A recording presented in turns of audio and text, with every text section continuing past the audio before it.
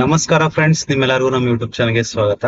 So ಇವತ್ ಬೆಳಗ್ಗೆ ನಾವು ಮಾಡಿದ ಲೈವ್ ಟ್ರೇಡ್ ನ ನಾನು ಈ ಚಾರ್ಟ್ ನಲ್ಲಿ ಎಕ್ಸ್ಪ್ಲೇನ್ ಮಾಡ್ತೀನಿ. ಸೊ ಫ್ರೆಂಡ್ಸ್, ಏನಾಯ್ತು ಬೆಳಗ್ಗೆ ನೀವು ನೋಡ್ತಿರ್ಬೋದು, ಇಲ್ಲಿ ಎರಡು ಮಾರ್ಕೆಟ್ ಗ್ಯಾಪ್ ಡೌನ್ ಓಪನ್ ಮಾಡಿ ದೊಡ್ಡಗಿರೋ ಗ್ರೀನ್ ಕ್ಯಾಂಡಲ್ ಮಾಡ್ತು. ಸ್ಟಾರ್ಟಿಂಗ್ ಏನಾಯ್ತು, ಮಾರ್ಕೆಟ್ ಸಪೋರ್ಟ್ ಹತ್ರ ಬಂದು ಆಮೇಲೆ ವಾಪಸ್ ಕೆಳಗಡೆ ಬಂದು ರೀಟ್ರೇಸ್ಮೆಂಟ್ ತಗೊಳ್ಳೋ ತರ ಕಾಣಿಸ್ತು ನನ್ನ ಮಾರ್ಕೆಟ್. ಸೊ ನಾನು ಮೊದ್ಲೇ ಬೈಯಿಂಗ್ ಚೂಸ್ ಮಾಡ್ಬೇಕಂತ ಇದ್ದೋನು. ನಾನು ಏನ್ ಯೋಚನೆ ಮಾಡಿದೆ ಅಂದ್ರೆ, ಸೊ ಮತ್ತೆ ರೀಟ್ರೇಸ್ಮೆಂಟ್ ತಗೊಂಡು ಎಂಟ್ರಿ ಕೊಟ್ರೆ ನಮ್ಗೆ ಚೆನ್ನಾಗಿ ಟಾರ್ಗೆಟ್ ಸಿಗುತ್ತೆ ಅಂತ.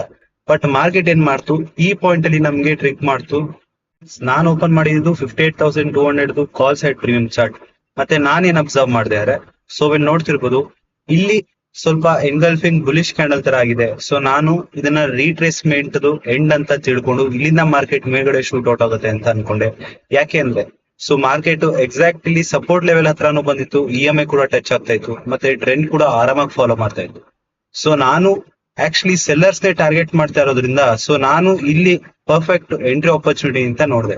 ಬಟ್ ಅದ್ actually one of the biggest trap ಆಗಿತ್ತು. ಇಲ್ಲಿ ಯಾರು ಟ್ರೇಡ್ ಮಾಡಿದ್ರು ಅದಾದ್ಮೇಲೆ ಕಂಟಿನ್ಯೂಸ್ ಮಾರ್ಕೆಟ್ ಕೆಳಗಡೆ ಹೋಗ್ತಿದೆ. ಸೊ ಫ್ರೆಂಡ್ಸ್, ನೀವು ನೋಟಿಸ್ ಮಾಡ್ಬೋದು, ಸೊ ನಾವು ಹೆಂಗ್ ಟ್ರೇಡ್ ಎಂಟ್ರಿ ಆದ್ವಿ, ಅದಾದ 2 ಕ್ಯಾಂಡಲ್ ಗೆನೆ ನಮ್ದು ಸ್ಟಾಪ್ ಲಾಸ್ ಹಿಟ್ ಆಯ್ತು.